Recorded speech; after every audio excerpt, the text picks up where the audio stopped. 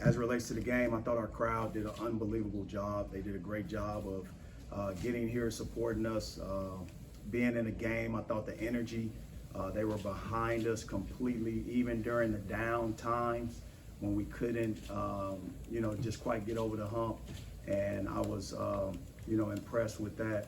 As it relates to the game, first half, tell the two halves. Obviously, I thought we played an unreal 17 minutes. And then that middle portion of 40 minutes, the middle eight, some people call it, but that core nucleus of the game, I thought Memphis was able to win it. Ending the momentum of that first half, going into the first 4 minutes, they did a tremendous job defensively. They did a tremendous job offensively, and they were able to make some shots early. Once we got a tie at the, I want to say 9-minute mark, we missed probably 16 straight shots, but we got, I want to say 8 or 9 stops ourselves, and we wasn't able to capitalize on what I thought was, the advantages that we created by coming with the rebound, getting the open looks that we got. I still want these guys to shoot the shots that they took. I truly believe there may not be a shooting display like that. We went 6 for 28. That's not the stat that I want. I think and I know that our guys are better shooters than that, and they've displayed it over a long period of time since the summer. The other thing is assist to turnover ratio. We had 1 assist in the second half, and that goes back to those missed shots. And I thought our offense impacted our defense, and we can't allow missed shots to impact the energy that we provide within the game and the connectivity. The other thing that I saw that I was not excited about was just the discouragement when we missed easy plays, whether defensively or offensively. And I don't think our leadership was able to, and it starts with me. The leadership of our team starts with me, and I have to do a better job of getting our guys together in those moments. Questions? Coach, beyond just the shooting aspect, what did you make of your overall offensive process? The offensive part, the assist to turnover ratio. You can't win ball games with a negative assist to turnover ratio. The other thing is, for the majority of the game, we didn't outshoot them from the free throw line. They still played in an aggressive style that didn't allow us to get more free throws than them. I thought we made that area up late in the game. So it starts with those two things, and points in the paint, they were able to demonstrate a way of doing that, whether it was by their guards or even their posts, and coming away with free throws or free throw attempts and or 2-point baskets. Nick or Noah, both of you, a lot of times it's said shooting is contagious, right? When the ball's going in, it seems to go in for everybody. On a night like tonight, can missed shots start to feel contagious? At times they can, but just from our, what we go through in practice and stuff like that, when coach talks to us about, we just got to remain confident all the times. Usually it's not about how you're doing when you're doing well. It's about how you react to when you're doing bad. So we got to we need to improve a little bit in that section. But we're just going to continue to keep shooting, and they'll fall eventually for sure. Coach, when a team kind of takes like you mentioned, take over the game from you and get back in it like they did in that middle 8 like you were talking about. Yeah. What's something that you guys can do to sort of turn the tide back? Obviously it didn't happen tonight, but what's something in the future that you all can do to make that happen? Always try to, get to that free throw line. I think that's where you can neutralize any runs, and I thought we were able to do that. We just didn't execute in those moments. The other thing is the last 6 minutes of that half, we probably scored 4 or 5 points, and we got to be able to manufacture points, get the ball inside, whether by guard, drive, and or post feed. I think that's important. The other part of it is at halftime in that middle 8, we cannot have two different, same starting lineup, but we can have two different approaches, and I thought our energy was not there, and that starts with me. You surprised to see that happened with so many older guys on your team? No, you make a good point, though. I understand that. But I would say this part. both teams, this is our second game of the season, so you're trying to get into that rhythm. So I'm not surprised at the phase of the season we're in. And that's where I would look at probably a little different if it was our 10th game or last third of our season. But these guys know and understand. I think ultimately we got to do a better job, and it starts with me. Coach, on tough shooting nights like this, what is your message to your team just to help them pick themselves up moving forward? Shoot it. Keep shooting. Keep shooting it. That is my message. Play with confidence. You have to be able to play the game a certain way. You have to be able to play taking risk. I've seen these same shots go in consistently. So do you want to change your entire style of play? No. But do you want to be able to now read the game a little bit better? The thing that I look at is being able to convert on that free throw line. We had our best free throw shooters up there. Being able to finish in the paint. They were able to do it. We didn't do a great job of it. We did at times. The first half is completely different than the second half, and we talk about consistency. So I want us to be more consistent. No, I think you guys actually had a rebounding edge for about the first 15, 16 minutes, and I think it ended up 47-33. What changed in that regard? I feel like, we did miss a lot of shots, so obviously that's going to give them a lot more rebounding opportunities. But I feel like we did a decent job. We gave up, where's our offensive, their offensive rebounds? I don't know. 11. Yeah, 11. I think we could have done a lot better job. Me personally, I missed some blockouts that I should have had. That they in the first half specifically, they hit a 3 on one of them. But just doing what we do. Got to box out, grade out, and do our job.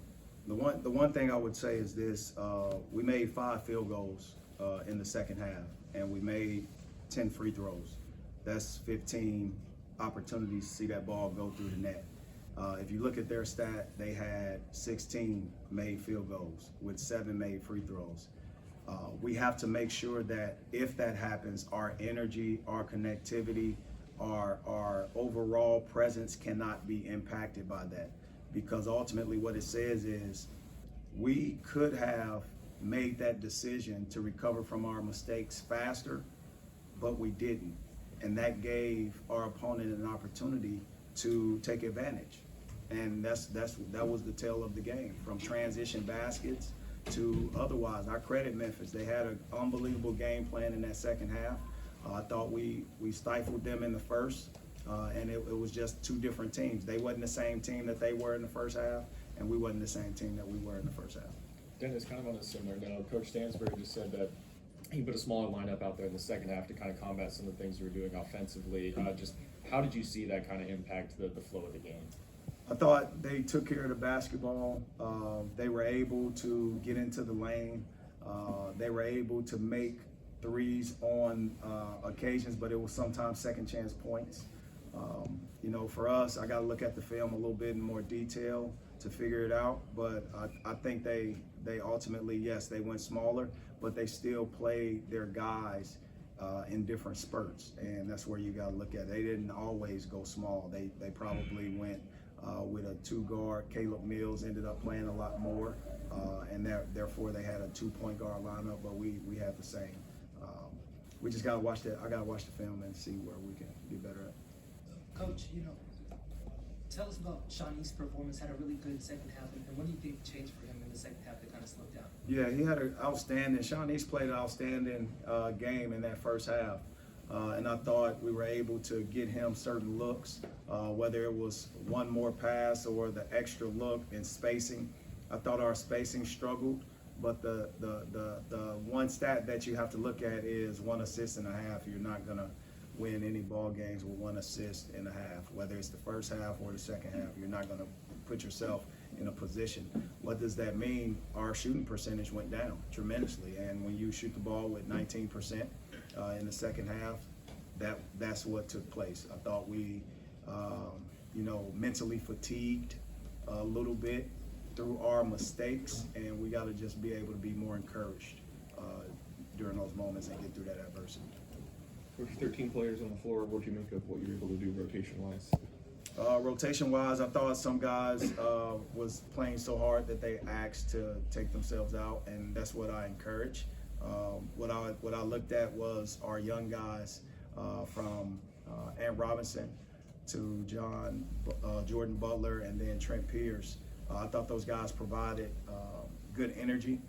They don't know what they don't know at this phase, and but they still have to get experience, and I thought they did a good job of providing that.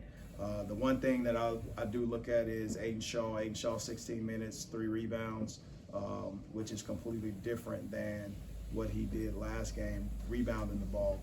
Caleb Grill, 10 rebounds from a guard spot. We can't have that. We cannot have a guard lead us in rebounds. Now, we should have had 2 guys in double-digit rebounds. I would take that any day of the week.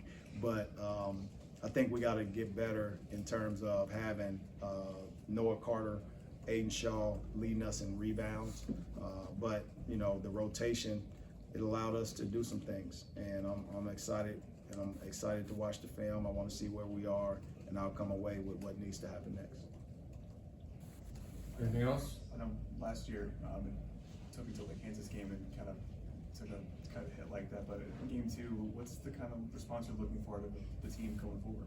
I mean, I think going forward is learning from your experiences, which is ultimately why we scheduled the way that we did. I thought putting yourself in a situation where on the positive side, right, you can come away with a home court win. On the negative side, you can lose a game. Now, is it a loss or a lesson? That's the question. Is it a loss or a lesson? We'll find out Monday. But ultimately, we'll figure out how and what we gain from this opportunity, no different than we did last season. And that's where the tests come in at. Again, our fans showed up. There was a tremendous atmosphere. It displayed that in the first half. Now we'll look at the film. Either it be a loss or a lesson and figure out which one it is. And these guys know I watch film through the wee hours. I'll continue to get with the staff, and we had an excellent game plan. I don't think these guys to my left or right are excited about how they performed or how our team performed, and they take it personal. I take it personal. Our job is to regroup. Our job is to continue to get better as a program in this infant stage of a season, and also collectively getting to know each other. I thought Memphis learned a lot from this game as well that they can apply to their entire season, and that's why you have these matchups that we have. And you look across the country, you have multiple teams either on the road or having unbelievable games early on, and that just means that we're part of it, and we'll see where it goes. Nick and Noah, real quick, a lot of talk, and one of the phrases is player-led programs. How much of that response has to come from you guys these next couple days, as opposed to coming from the coaching staff? I mean, obviously, just gotta regroup. And I thought my leadership today could have been a lot better. Just calling people out and calling myself out. But yeah, we're definitely gonna regroup and just look at the film, take our time, and just get back to playing our basketball. This game doesn't define us, and I think we all know that. Just making sure people's heads are still raised high. Don't let anybody get deflated. So just let people know what they're capable of, what they, who they are, and just regrouping and getting ready for Monday.